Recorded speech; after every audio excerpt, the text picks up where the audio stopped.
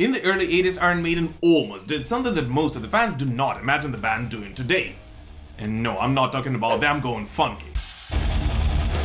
Iron Maiden, unlike many other, even huge bands in the genre, are known only for their original songs. Although I guess there is this one non-Maiden track that is always played at an Iron Maiden show, and pretty much every Iron Maiden fan knows its lyrics. Doctor, doctor, please, don't you know I'm going fast? But the truth is that it hasn't always been the case. In fact, throughout the years, Iron Maiden actually covered almost 20 songs, with their 1980 rendition of the Skyhooks classics possibly being the most well-known to date.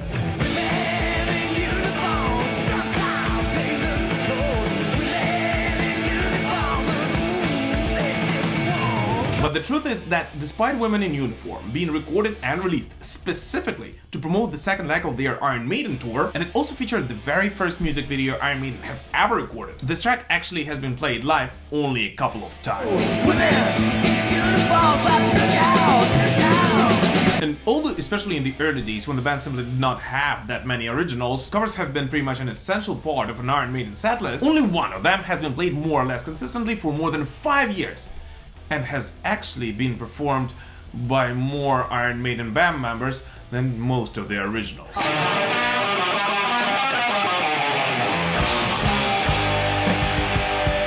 The first known performance of I've Got the Fire by Iron Maiden happened all the way back in 1976, so it was actually among the very first songs the band has ever played in front of other people. And there is actually a chance that it has been performed by every of the early Iron Maiden vocalists, including Paul Day, Dennis Wilcock, and of course, Paul Diano.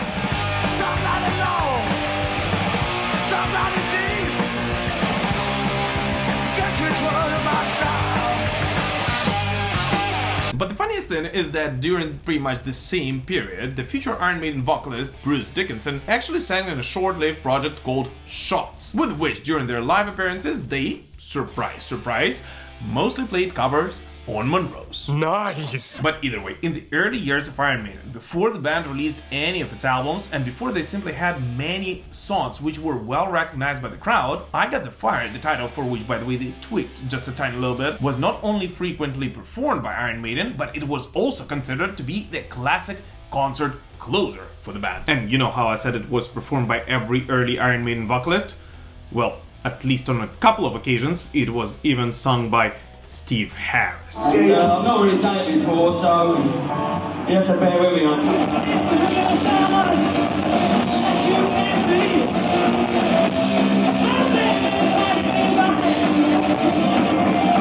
In fact, by the 1980, the Iron Maiden rendition of this song became so popular among the new wave of British heavy metal fans that the band even included the live version of the song on a B-side of their second single, Sanctuary. And even more, after Iron Maiden switched vocalists and Bruce Dickinson joined the band, this track has actually remained the usual for an Iron Maiden setlist.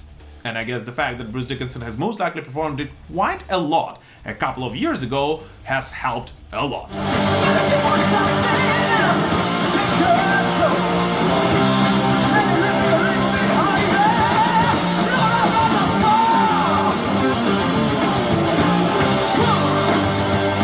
And so in April of 1983, when the band was getting ready to promote their fourth studio album, Peace of Mind, Iron Maiden's love affair with the Montrose classic came to its climax, as the band has finally recorded I've Got the Fire in the studio. If you're looking for something that you can't keep, well, baby, pass me by.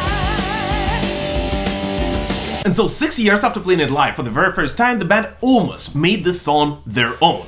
And here's the thing, although throughout the years this band has covered more than 20 songs, and in case you're wondering, Judas Priest, who are pretty well known for that, did only 5 covers in their career. What? And despite the fact that I think everybody knows that I love Iron Maiden, but the boys never really knew how to properly choose a song which they should cover, with I've Got the Fire being a rare exception when they were actually able to make a song which was not written by them sound like an Iron Maiden track.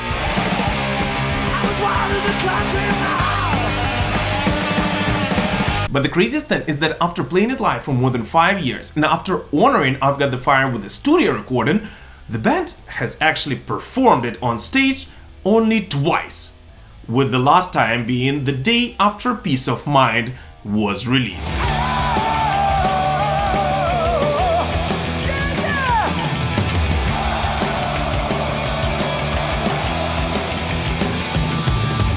So what happened? Why, after playing it live for more than 5 years, Iron Maiden suddenly stops playing I've Got the Fire at concerts? Why? Well, I guess the most obvious answer would be that by then Iron Maiden had many more originals and they simply wanted to leave more room for those, but in reality they already had that after Number of the Beast, and that did not in any way stop any other bands, including the aforementioned Judas Priest, who by then had many more songs in their catalog than Iron Maiden, from performing then forgotten classics.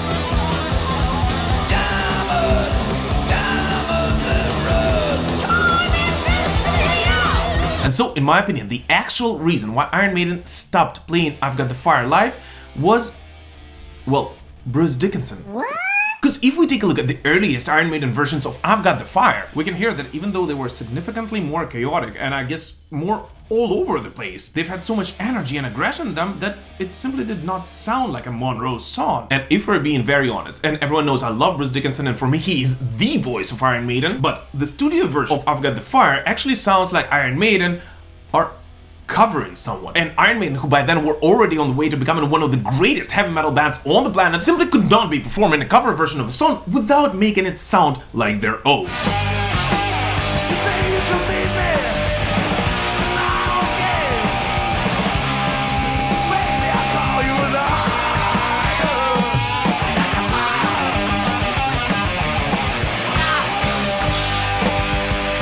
And this might not as much be because of Bruce Dickinson's voice, but because of the shift in music and the band's representation on stage, which has become extremely unique and very different from what it was before, together with Bruce. And if we're being very honest, this is pretty much the case for every song the band has covered before and after that. And maybe that's why, even though the boys have continued recording those cover versions in the studio, they actually completely stopped performing them after the release of Peace of Mind.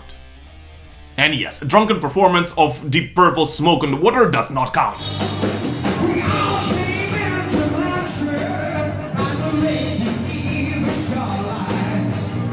But anyways, what do you guys personally think about Iron Maiden performing somebody else's songs? And which is your personal favorite cover done by Iron Maiden throughout the years? Please let us know in the comments. Because I'll be honest with you, as much as I love Iron Maiden, I rarely find myself re-listening to their cover versions of other bands' tracks.